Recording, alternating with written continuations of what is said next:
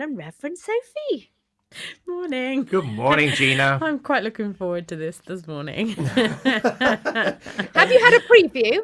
No, I've not had a preview. I never get a Oh. preview. He never gives me a preview. I wasn't even allowed to look at last week's one. Last week's, yeah. Beforehand. It was sent to me in the With morning strict with strict instructions. instructions not to open it until I got to Yeah. the studio. Yeah. If you want to find out last week's, you can watch it back. Anna was the only one that actually gave a casting vote in the end with a dun dun dun. But today, you said it's quite a long one. Should we jump straight into confessions? Yeah, let's Let's do do it. it. Let's do Go it. on Let's then. dance. Right. Oh yeah, let's dance. Have I got the right thing open here? Here we go.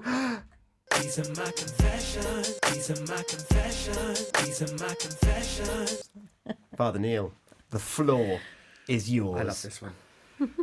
Dear counsellor of the G&T Breakfast Show and Alive and Kicking, I am a 24-year-old man who still lives at home with his parents, as does my older sister with her partner and their 6-year-old son. In October last year, my parents took a well-deserved holiday at a friend's caravan in Cornwall. It was my nephew, their grandson's, birthday whilst they were due to be away. But as this was the only time when the caravan was available, they decided that they would have to take it. My sister and her partner, who have never once organised a birthday party for their son, was leaving it up to my parents.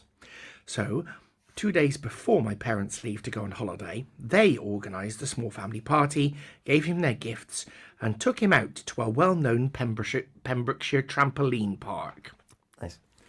Fast forward 5 days, and it is Friday night before my nephew's birthday on the Saturday. My sister and her partner decide to go out that evening and ask me if I will babysit. My nephew is a really cool little dude, and although I promised my mates that I would meet them down the pub on Saturday afternoon, I didn't have anything on that Friday night, so I willingly agreed. We had a really cool evening. We ate pizzas and watched Disney's Cars 2. Good choice. I tucked him into bed and hit the sack myself at around 11, my sister and her partner not having yet returned home. I woke up the next morning. I go downstairs to find my nephew eating cereal and watching cartoons on the iPad. No sign of his parents. I pop back upstairs, knock on my sister's door, then open it a crack. Turns out my sister and her partner both got horrifically drunk the night before and only got in at about 5 o'clock in the morning, the same morning as their son's 7th birthday.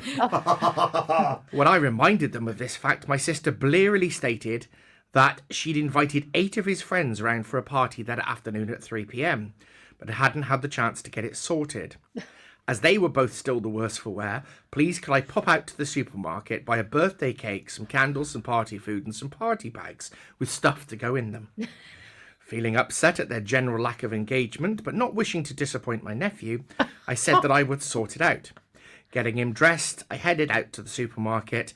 I let him pick his cake, the party food, and we got all the necessary items for the party bags. Returning home together, the birthday boy and I got everything ready for the party.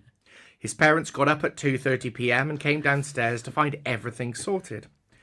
I had suggested to my nephew that perhaps it would be a good idea if we handed the party bags out to the kids on the way in, as opposed to at the end of the party. That way they could all play with the contents of the party bags together. Nice.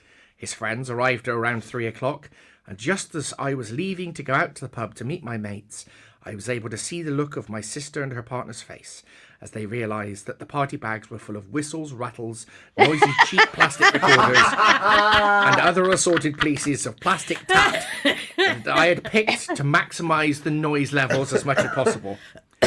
Dear G&T Breakfast Show and Alive and Kicking, am I forgiven for subjecting my horrifically hungover sister and her partner to 2 hours of the most awful noise imaginable as punishment for leaving me to organise their son's birthday party? I love it. I love it. In summary, they're all together in this house. Yep. The parents have gone out on the eve of their young one's birthday and have got a little bit worse for wear. Yep. And have just completely what's the word I'm looking for? Just given the details over to the brothers. Like, oh, you sort out your nephew's birthday. He's like, all right, then I will. He sounds like a fantastic uncle, to be honest. He does, doesn't he? Yeah. Amazing uncle. He's babysitted. They've had pizza. Yep. They've had wonderful time watching Cars 2. Amazing. and then taken him out, got him dressed, got it ready for all the friends come round, and then he then disappears to go to the pub. Yes. Just as he's given the party bags something to come in, and the parents have now woken from their slumber. Yes. Hungover. Hungover, still a little bit bleary-eyed. Yep. To whistles and rattles. And the brother, the caregiver, the party organizer is seeking forgiveness. Yes. Reverend Sophie.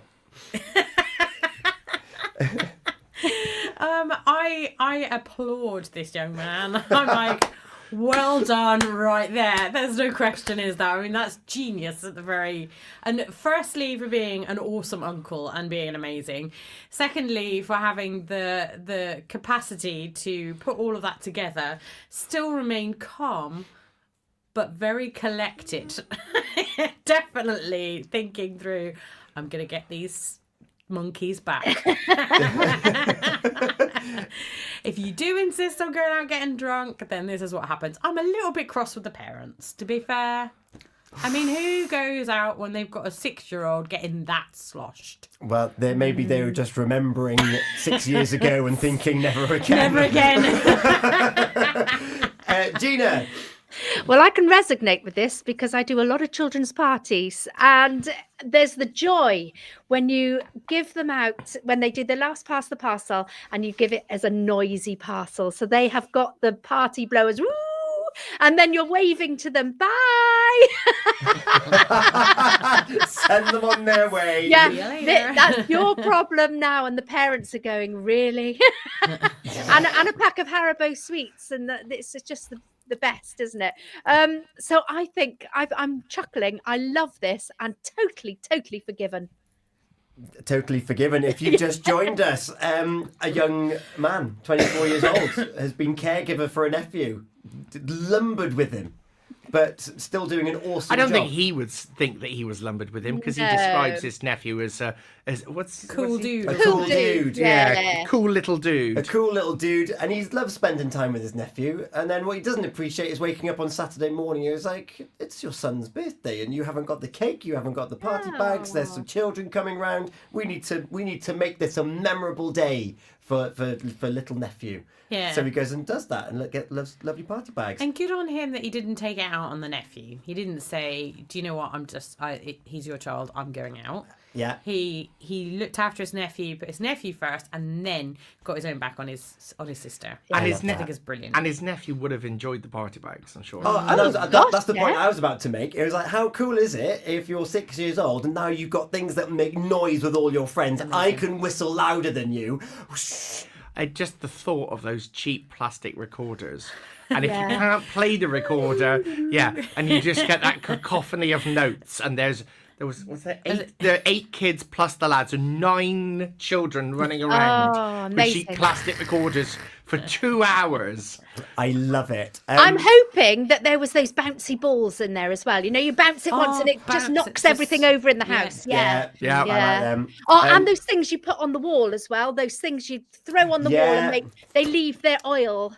Yes, as they key mark flip everywhere. down the wall. Yeah, that's Yeah. it. Yeah. Oh, it's amazing. Yeah, really good. Just down the thing. I have to say, I suffered from premature forgiveness with this one. Oh, really? Yes, Well, because when it was has Helen done this? Helen, over on the app, forgiven in block capitals, total respect. when I was told this story, I went, "That is amazing. As far as I'm concerned, you're absolutely forgiven. Forgiven. Can I share it on Pure West Radio?" So I kind of I fired my charge Straight away. then and there. Yes. Yeah. To be honest, I'm in the same place. I'm 100% in the same place because the person who's seeking forgiveness, he got the best of both worlds. He got to spend time with his nephew, have pizza, watch cartoons, go out and plan the best party ever, and then just as it was getting noisy, because the sister and the mum and dad are hungover, he was like, "I'm off to the pub now. Off the pub now. Cheerio." See you later. So I think for me, it's also an emphatic forgiven. Because he didn't do anything wrong. No. He's No. just planned the best birthday ever. Yes, if you look at it in that perspective, he really did right by his nephew, and I think maybe corrected some behaviour that his sister and his brother-in-law maybe should be repenting for. So in a way, I'd like to think of him as an honorary one-time only member of the council because he was the one that was offering gentle direction. Well, not so gentle with recorders and whistles and rattles and stuff. Vuvuzela. Yeah. Excellent. You've already prematurely forgiven. I have. Helen has forgiven in block capitals. Gina, Forgiven. I'm a forgiven. Reverend Sophie. Forgiven all the way. It's an easy, clean sweep. Hands up to the sky! Yay! Extra loud for the brother. Hands up for the sister. Oh, excellent. And what a birthday that none of them are going to forget. No. And now No, commemorated forget right to. here on Pure West Radio. There's a good trampoline park just outside of Haverfordwest, Gina. I think Oh. that may have been the trampoline park that they were alluding to. Really? Well, What a if you head over competition. to our Facebook right now, Gina, what can you win?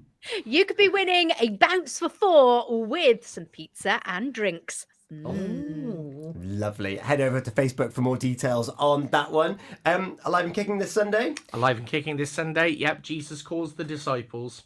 He does. Call just on the phone. On the phone. Yeah. Are you there? All right, dude. Peter, pick- pick up the Hello! phone. Peter. Hello! No! It's rubbish! The signal up here on the hills are terrible. Yeah. Oh, lovely. To call the disciples. And to say what? What's he got? Follow me. Follow me. Come follow Yeah, me. come follow me. Leave your home and family. Dee, dee, dee, dee, dee, dee, Come dee. follow me. Oh, there you go. Yeah. Yeah. I don't think we have that one in the system. No, probably No, not. I could do a solo, but we wouldn't want people to turn off from DAB. Remembering that Pure West Radio is also available on the website and on the app. Lovely. Thank you very much. And of course, Live and Kicking last week was a bit different. It was a bit different last week. Yeah. I was like You and I had a bit of a natter, didn't we? We did. I haven't actually listened back to it yet. You're going to ask me. I haven't listened back. I was like, do I dare listen back to do you myself? listen back? We'll find out. Lovely. So, anything coming up over the weekend? Of course, some of your colleagues were involved in Pure West Prim Mill. Oh, yes. Yes, shout out to Reverend the lovely Heather. Heather, the Reverend Reverend Heather. Heather Kale was there. So it's really quiet at the moment, mid-February. It is. We do have Compassionate Cafe, though, that you could talk about. Yes, that's coming up That's in coming up. a month's time at Have a Hub.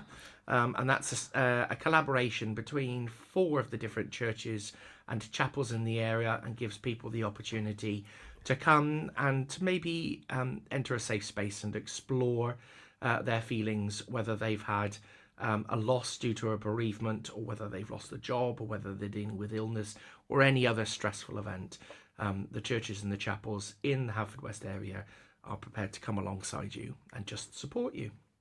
Excellent. We'll get more details of that nearer the time as well. And of course, that's kind of the theme for this week, Gina. Children's Mental Health Awareness Week. Amazing. Yes, we are with Sandy Bear, and we've got Anna joining us a little later this morning. Well, very soon, is it? In just about an hour's time. In the meantime, we've got celebrations on the way and there's letters for Unscramble. Father Neil, Reverend Sophie, thank you so much for your time here this morning. And we'll look forward to tuning in to Alive and Kicking on Sunday morning. Sunday morning, 8 o'clock. Be there or be somewhere else. Be somewhere else. Somewhere else. We're going to look at some events with Pembroke Coast National Park and look at the roads with linked taxis. There's still quite a lot happening on and about up there. It's coming up to 25 minutes past 8 o'clock. Cheers, guys.